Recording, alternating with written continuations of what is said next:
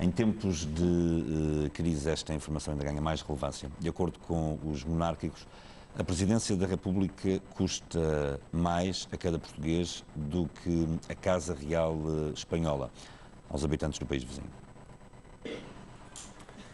Os números são claros e não enganam nos custos que cada instituição representa para os cidadãos de Portugal e Espanha. No caso da Presidência da República, custa 1,58 € a cada português. Já a monarquia do país vizinho custa 19 cêntimos a cada espanhol.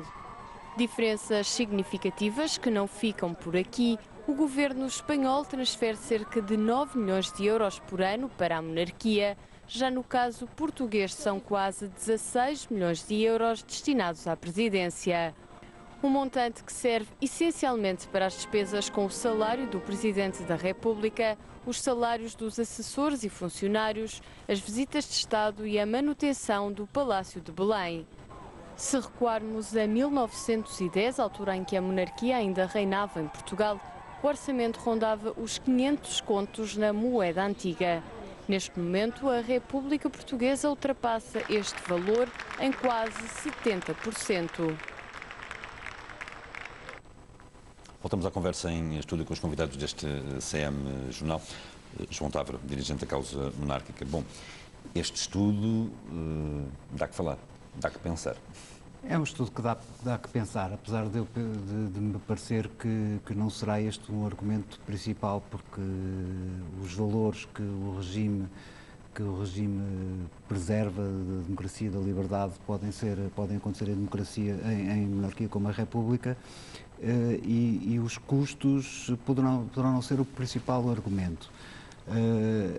É uma desmistificação do mito de que a monarquia é dispendiosa. A monarquia é uma arquitetura eficiente e é uma arquitetura de Estado que funciona bem. Monarquia constitucional. Constitucional.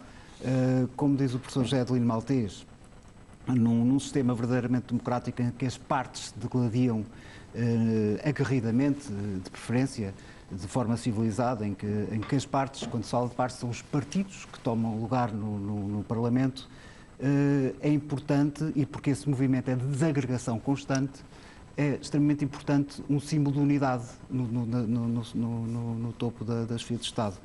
Nesse sentido,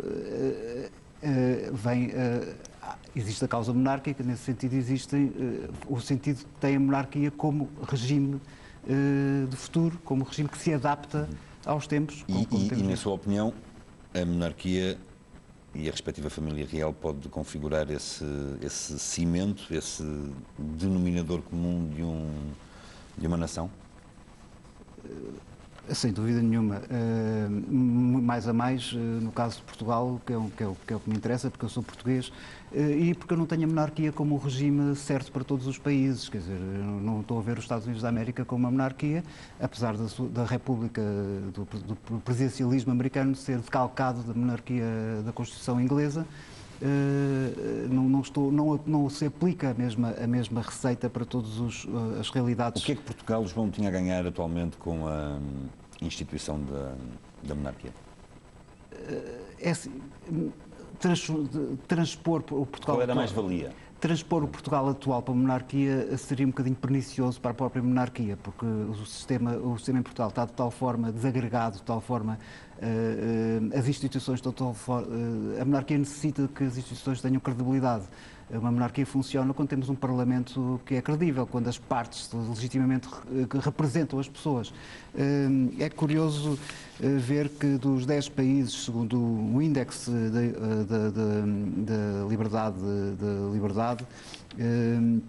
da revista Forbes, nos 10 países mais livres do mundo, coloca 6 monarquias.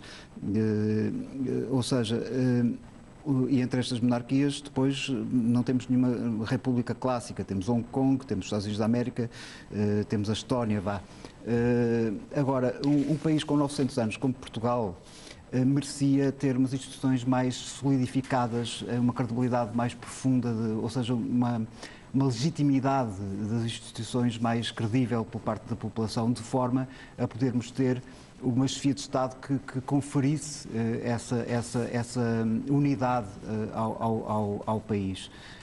No fundo, é um contrapeso de extrema importância, um símbolo, é evidente, fundamentalmente um símbolo, com pouca intervenção política, que é assim que se deseja um chefe de Estado, que no fundo, a reserva moral de uma nação.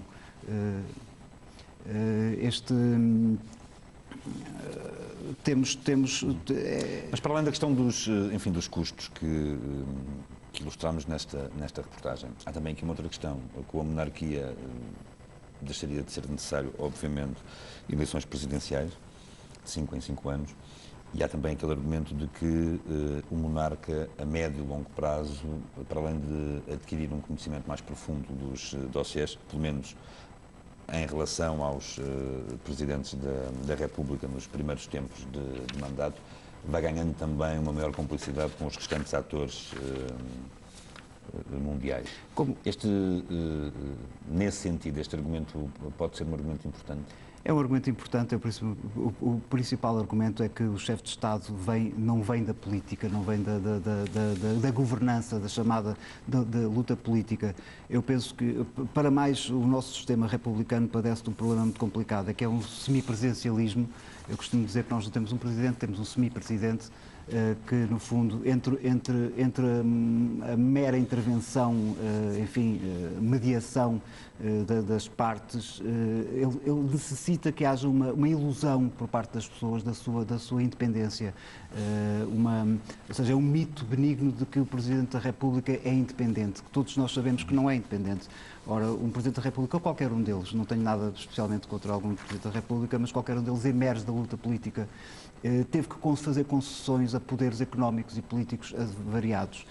Coisa que o monarca não teria de fazer. Tem. João Távora, Alberto Miranda, obrigado ambos pela vossa presença. Foi um prazer tê-los aqui em estúdio. Até uma próxima oportunidade.